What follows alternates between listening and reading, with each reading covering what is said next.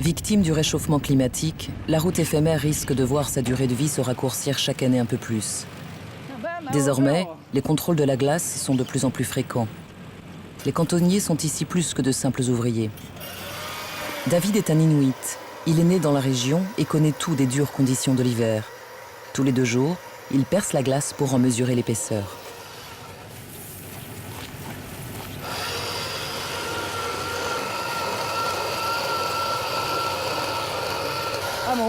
Là, je dois être à 1 mètre à peu près. 1 mètre.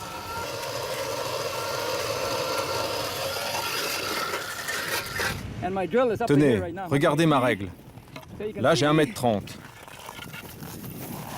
Et regardez, là, on est à 1,32 m exactement.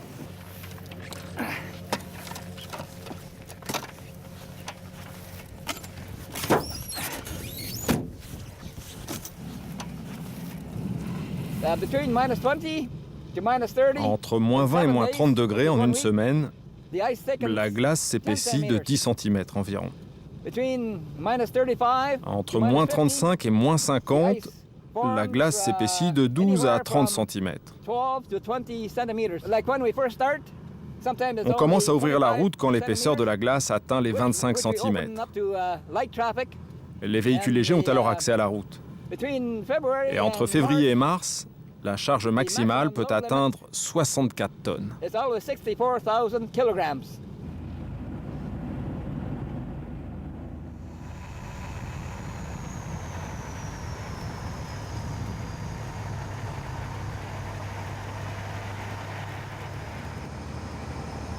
Kelly en termine une fois de plus avec son parcours. Tuktoyaktuk est en vue.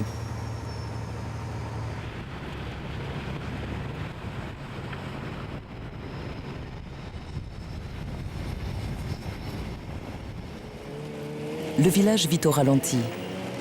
500 âmes à peine conservent leur maison, des autochtones inuits en grande majorité.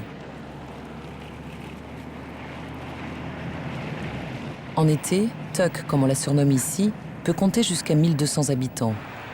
Les forages de pétrole et de gaz situés plus au nord créent de nombreux emplois.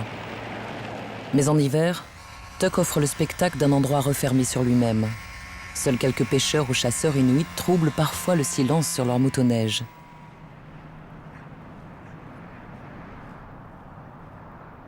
Le blizzard, les grands froids, les tempêtes de neige, la glace, les conditions de circulation dans cette partie du Canada demandent une attention de tous les instants pour les routiers qui assurent le lien avec le reste du pays.